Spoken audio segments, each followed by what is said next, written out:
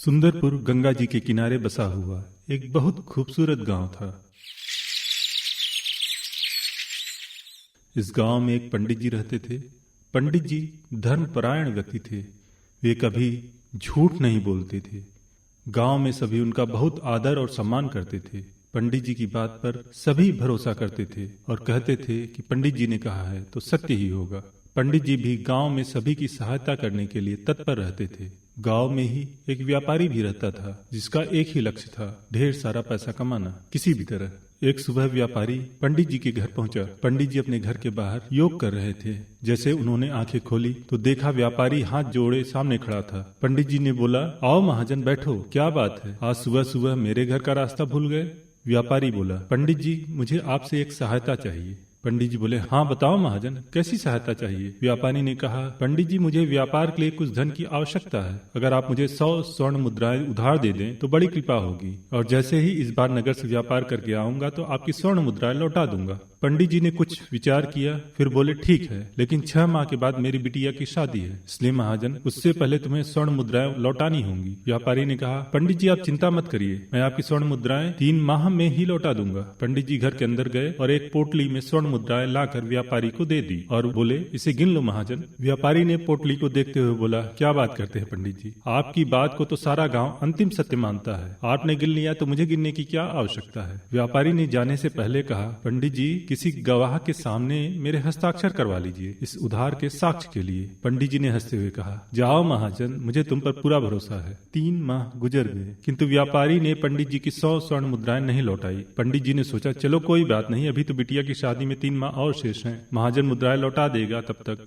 देखते ही देखते 6 माह गुजर गए लेकिन व्यापारी ने मुद्राएं नहीं लौटाई। बेटी का विवाह सर पे आ गया था और पंडित जी को धन की सख्त आवश्यकता थी। मजबूरन पंडित जी को व्यापारी के घर जाना पड़ा अपनी स्वर्ण मुद्राएं मांगने। पंडित जी जब व्यापारी के घर पहुंचे तो व्यापारी ने कहा, आइए आइए पंडित जी, आज इधर कैसे आना हुआ। पंडित जी ने कहा, महाजन बिटिया का विवाह सर पे आ गया है, इसलिए बस अपनी 100 स्वर्ण मुद्राएं वापस मांगने आया हूँ। व्यापारी ने कहा, कैसी स्वर्ण मुद्राएं पंडित जी, आप कैसी बातें कर रहे हैं। पंडित जी ने खींचते हुए कहा, अरे वही स्वर्ण मुद्राएं जो 6 माह पहले तुमने मुझसे यह कहकर उधार ली थी कि 3 माह में लौटा दोगे। 6 माह हो गए, अभी तक तुमने मुद्राएं लौटाई नहीं और उल्टा मुझसे पूछ रहे हो कैसी स्वर्ण मुद्राएं। व्यापारी बड़ी ढिठाई से बोला, झूठ क्यों बोल रहे हैं पंडित जी, मैंने आपसे कब उधार लिया और आपके पास क्या साक्ष्य है इस बात का। मैंने आपसे कोई उधार नहीं लिया, पूरा गांव आपके ऊपर भरोसा करता है और आप झूठ बोलकर मुझे फंसा रहे। पंडित जी गुस्से से बोले, पूरा गांव जानता है महाजन कि पंडित विष्णु शर्मा ने कभी झूठ नहीं बोला और तुम मेरे साथ ये धूर्तता कर रहे, इसकी सजा तुम्हें अवश्य मिलेगी। अब तुम्हारे साथ क्या करना है इसका फैसला पंचायत करेगी। व्यापारी ने कहा, हाँ बुला लीजिए पंचायत, मैं डरता हूँ क्या। अगली सुबह पंचायत बुलाई गई। पूरा गांव इकट्ठा हुआ। सभी आपस में चर्चा कर रहे थे, अरे पंडित जी अगर बोल रहे तो सच ही होगा, यह व्यापारी ही झूठ बोल रहा होगा, इसके मन में लालच आ गया होगा। सरपंच बोला, सब लोग शांत हो जाइए। सरपंच ने पंडित जी से कहा, पंडित जी पहले आप अपनी बात कहिए। पंडित जी ने कहा, सरपंच जी इस व्यापारी ने मुझसे 100 स्वर्ण मुद्राएं उधार ली, यह कहकर कि 3 महीने में लौटा देगा। अब 6 महीने हो गए और लौटा नहीं रहा और कह रहा मैंने उसे कोई स्वर्ण मुद्राएं उधार नहीं दी थी। व्यापारी बोला, पंडित जी झूठ बोल रहे हैं, अगर उन्होंने स्वर्ण मुद्राएं दी हैं तो इनके पास कोई साक्ष्य तो होगा या कोई गवाह होगा। पंडित जी ने कहा, धूर्त, मैंने तुम पर भरोसा करके तुम्हारी सहायता की और तुम मुझसे साक्ष्य मांग रहे। सरपंच बोले, पंडित जी हम आपकी बात का भरोसा करते हैं किंतु आपके पास कोई साक्ष्य तो है नहीं, ऐसे में पंचायत फैसला करे तो कैसे। पंडित जी ने कहा, मैंने आज तक झूठ नहीं बोला, लेकिन फिर भी आप लोगों को भरोसा नहीं हो रहा तो मैं अपने पुत्र की कसम खा के कहता हूँ कि इस व्यापारी ने मुझसे 100 स्वर्ण मुद्राएं उधार ली थी। पंडित जी ने अपनी बात खत्म ही की थी कि पीछे से पंडित जी की बिटिया की आवाज आई, पिताजी भैया को कुछ हो गया। वे अचानक मूर्छित होकर गिर गए। सभी लोग भागे भागे पंडित जी के बेटे के पास गए लेकिन तब तक उसकी सांसें बंद हो चुकी थी। पंडित जी और उनकी बेटी जोर जोर से रो रहे थे। बाकी लोग स्तब्ध खड़े थे। व्यापारी बोला कि पंडित जी की झूठी कसम ने ही उनके बेटे की जान ले ली है। अब ये सिद्ध हो गया कि वे झूठ बोलकर मुझे फंसा रहे थे। गांव वाले चर्चा करने लगे, अरे पंडित जी ऐसा करेंगे, भरोसा नहीं होता। सरपंच बोला, पंडित जी अब हमें इस बात पे भरोसा हो गया है कि व्यापारी ही सच बोल रहा है, आप नहीं। इसलिए हमारा ये फैसला है कि आपका कोई उधार उस पर नहीं है और आपने जो झूठ बोला और इस व्यापारी पर झूठा आरोप लगाया उसकी सजा भगवान आपको पहले ही दे चुके हैं, लेकिन पंचायत आपको यह सजा देती है कि अब गांव में आपसे कोई संबंध नहीं रखेगा। पंडित जी और उनकी बिटिया उनके बेटे के शव के पास बैठे बस रोए जा रहे थे।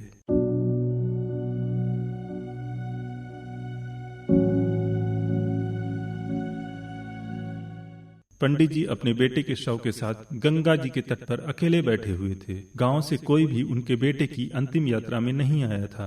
पंडित जी बस रोते हुए यही सोच रहे थे कि ऐसा कौन सा पाप मैंने किया जिसकी सजा भगवान ने मुझे और मेरे परिवार को दी है। पंडित जी ये सब सोचते हुए बैठे थे, तभी उन्होंने देखा गंगा जी में एक व्यक्ति देवताओं जैसे वस्त्र और आभूषण पहने मगरमच्छ पे बैठे हुए गंगा जी की धारा के साथ बहते हुए आया और आगे बढ़ गया। उन्होंने पंडित जी को रोते हुए देखा लेकिन कुछ बोला नहीं। इस प्रकार और दो देव सदृश लोग गंगा जी में आए लेकिन बिना कुछ बोले आगे बढ़ गए। इसके बाद एक दैत्य जैसा दिखने वाला व्यक्ति गंगा जी में मगरमच्छ पे बैठ के आया और पंडित जी को रोता हुआ देखकर रुक गया और बोला, क्या हुआ पंडित जी, क्यों रो रहे हो? पंडित जी बोले, महाराज, मैंने हमेशा सत्य और धर्म का साथ दिया, लेकिन आज पता नहीं किस पाप की सजा मुझे मिली कि मेरा पुत्र नहीं रहा और गांव में मेरी मान प्रतिष्ठा भी समाप्त हो गई। ऐसा कहते हुए पंडित जी ने सारी कहानी उस व्यक्ति को सुना दी। वह व्यक्ति बोला, पंडित जी, आपको पता है मुझसे पहले जो 3 देव सदृश लोग गए वो कौन थे? पंडित जी ने कहा, नहीं। वह व्यक्ति बोला, वे तीनों सतयुग, त्रेता युग और द्वापर युग थे और मैं कलयुग हूँ। उन तीनों का समय बीत चुका है और मेरा समय अर्थात कलयुग चल रहा है। आपके आदर्श और नियम उन तीनों युगों के लिए उपयुक्त थे, किंतु कलयुग के लिए नहीं। कलयुग में षठ के साथ षठ जैसा व्यवहार करना पड़ता है और सत्य को भी जीतने के लिए छल का सहारा लेना पड़ता है। अतः जैसा मैं कह रहा हूँ आप वैसा करिए, सब ठीक हो जाएगा। ऐसा कहते हुए कलयुग ने पंडित जी को आगे की योजना बताई।